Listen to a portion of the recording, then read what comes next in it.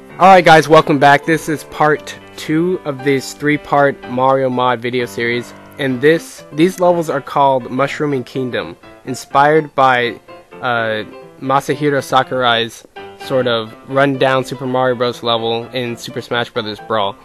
So there's going to be a lot of familiar things in these 4 levels, and you should really use your knowledge of the original game to help you enjoy this. So right now we're just taking things easy on this first level. It's 2-1. Some coins you can grab. And up here there are a couple of seesaws. The graphics didn't quite work out on them, but I took it anyway. And here's something you'll never see in the original Mario Bros. A trap. Again, a one-space trap to where if you're Mario, you have to master the run and duck slide. And I didn't give you a lot of room to do it, so you really have to know what you're doing. And right here, it's another example. You have to get a run jump to get over this pipe. And if you pull the camera too close, you still have enough room to run over the top. And that's the kind of challenge that would probably confuse and frustrate a beginning or an intermediate player.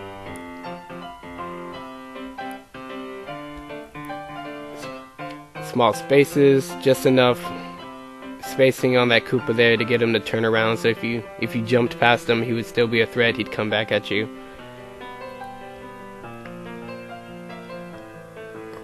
Right here, a long chain of question boxes. You see these long chains of boxes in the Lost levels, but not in the original Mario Bros. So if you get too far forward, you can't go back and grab the power-up. So you have to be very careful, again, pulling the camera just right so you don't miss that power-up.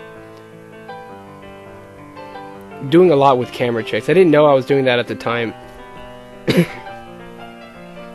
And the level is over. So I'm going to show you a couple other secrets that I put into the level. So right here, if you manage the seesaws just right, you can grab all the coins and sort of make it over the top. But here I'm just showing you what it's like to get over the top. And just like in the original Mario Bros, some of the pipes are secrets that take you into bonus rooms and then allows you to skip past certain other parts of the level. So right here, here's another secret. Now, the original Mario Bros. Didn't do too much of it. It was something that evolved later in the Mario Brothers series, sort of starting with Mario Bros. 2 and beyond, definitely in Mario Bros. 3. But hiding secrets behind secrets, it's a very effective way to conceal the second secret. So right there, you think the only thing here is a power-up, but if you're Little Mario or you do a ducking slide jump with Big Mario, there's a 1-up mushroom right on top.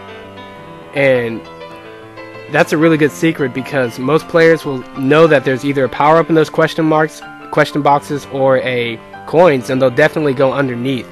So the player who is either bold enough or has a different enough experience to go on top will definitely find that secret eventually.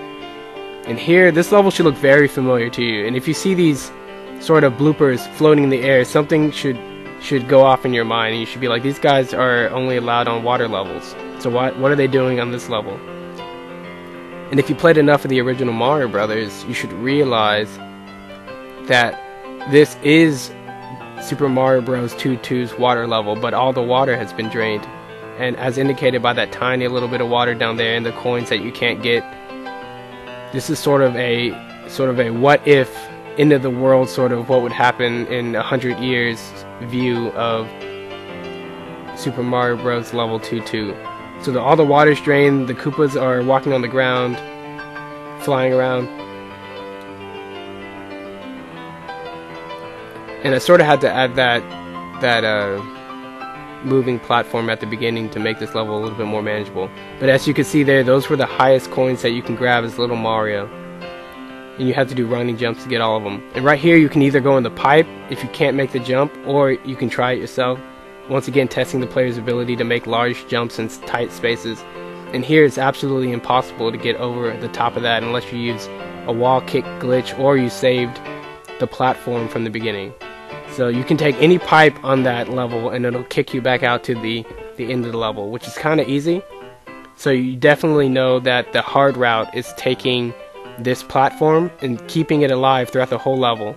And if you're really looking for a challenge, you can try grabbing most of the coins, except for those, of course, and keeping the platform alive and getting power-ups like this.